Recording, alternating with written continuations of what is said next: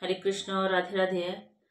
আমি যে পাঠটি আজকে আপনাদের কাছে করে শোনাবো সেটি হচ্ছে সৃষ্টিতন্ত্র, যেখান থেকে ভগবান বিষ্ণু, মহাদেব এবং ব্রহ্মদেব সৃষ্টি হয়েছিলেন কিভাবে, বা মধুকৈটবের জন্ম কিভাবে হয়েছিল, সেটাই আজ পাঠ করে শোনাবো। যদি ভালো লেগে থাকে তাহলে পাশে থেকে চ্যানেলটিকে লাইক, কমেন্ট এবং সাবস্ক্রাইব করে যাবেন। হরে কৃষ্ণ, রাধে রাধে। নির্গুণ অর্থাৎ ত্রিগুণের অস্তিত্বহীন আদিবস্তু যিনি, তিনি ব্রহ্মশক্তিতে চালনা করেন। সেই মহাবিষ্ণু নিত্য শুদ্ধ, নির্বিকার, বিকৃতিহীন এবং নিরঞ্জন। তিনি বহুরূপী নিরাকার হয়েও ইচ্ছা মতো সাকার রূপ পরিগ্রহ করে আপন অঙ্গেই বিদ্যুৎপর্ণা প্রকৃতিকে সৃজন করে তাতেই রমণ করলেন। এরই ফলে জাত হল সত্য, রজ ও তম নামে তিনটি গুণ, এবং সেগুলি থেকেই যথাক্রমে সৃষ্টি হলেন সৃষ্টিকর্তা ব্রহ্মা, পালনকর্তা বিষ্ণু এবং সংহারকর্তা মহেশ্বর। তিন নামে তিন দেবতা। অতঃপর সেই রমিতা মহাশক্তি স্বেচ্ছায় শিবের হাতে আত্মসমর্পিত হলেন। পুনরায় যোগ ও নিদ্রাভিভূত হলেন ভগবান। এই কালেই তার কর্ণমূল থেকে জাত হয়েছিলেন মধু ও কৈটব নামে মহাতেজা দুই অসুর। তারা সহংকারে হুঙ্কার প্রথমেই সংহার করতে উদ্যত হল ব্রহ্মাকে। ভীত বিধাতা আশ্রয় নিলেন ভগবানের নাভিপদ্মে, এবং তখনই তার যোগনিদ্রা ভঙ্গ হয় না দেখে মুখর হলেন নিদ্রারূপা চণ্ডিকার স্তবে।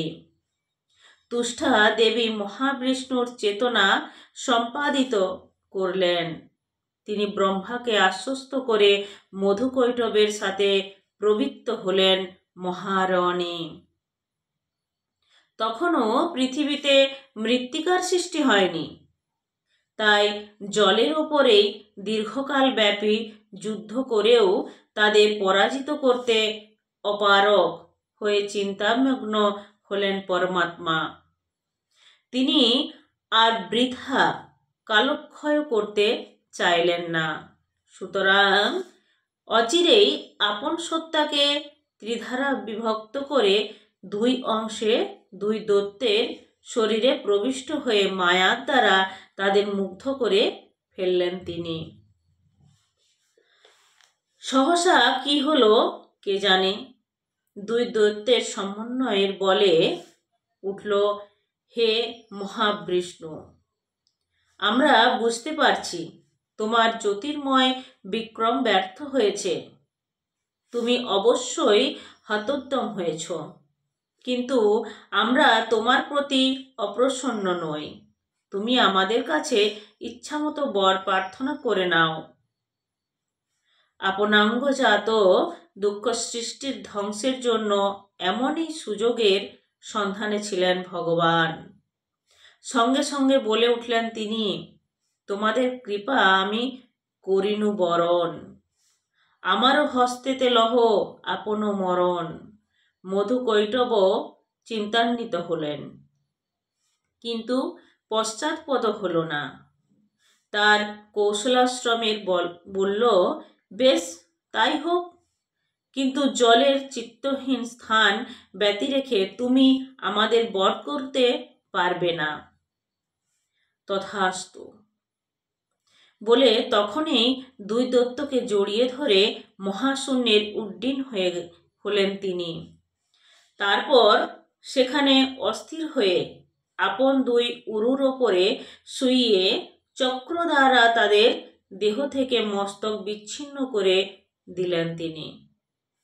দুই বিরাটকার দৈত্য সব ভাসতে লাগলো কারণ সলিলে। কালক্রমে তাদের সেই গলিত মাংস বা মেদ থেকে উৎপত্তি হয়েছিল মৃত্তিকার বা মেদিনীর। অতঃপর প্রচুরিত হল ধ্যানমগ্ন ব্রহ্মার নির্বিঘ্ন সৃষ্টিক্রিয়া। সৃষ্ট হল সপ্ত স্বর্গ ও সপ্ত পাতাল সহ সমগ্র ব্রহ্মাণ্ড লোক। স্বর্গ মর্ত্য পাতালের হননক্ষণ সপ্ত শৃঙ্গবান, সুমেরু নামা পর্বত এবং আরও অনেক কিছুর সাথে শব্দ, স্পর্শ, রূপ, রস, গন্ধ। তার মুখ থেকে নির্গত হলো বেদ ও ব্রাহ্মণ। বাহু থেকে জন্ম লাভ করলেন ক্ষত্রিয় জাতি। উরু থেকে উদ্ভূত হলো বৈশ্যবর্গ এবং পদ থেকে প্রকাশিত হলো শূদ্রগণ। লোকস্রষ্টা ব্রহ্মার মন থেকে জন্ম নিলেন চন্দ্র এবং চক্ষুর থেকে সৃষ্ট হলেন সূর্য। এইভাবে তারই দ্বারা একে একে অস্তিত্বময় হয়ে উঠল জগৎ, অগ্নি, বায়ু ইত্যাদি এবং মানব, ভূত, প্রেত প্রভৃতি। হরে কৃষ্ণ, রাধে রাধে। আমাদের পৃথিবীর মধ্যে এভাবেই সমস্ত কিছুর সৃষ্টি হয়েছিল। রাধে রাধে।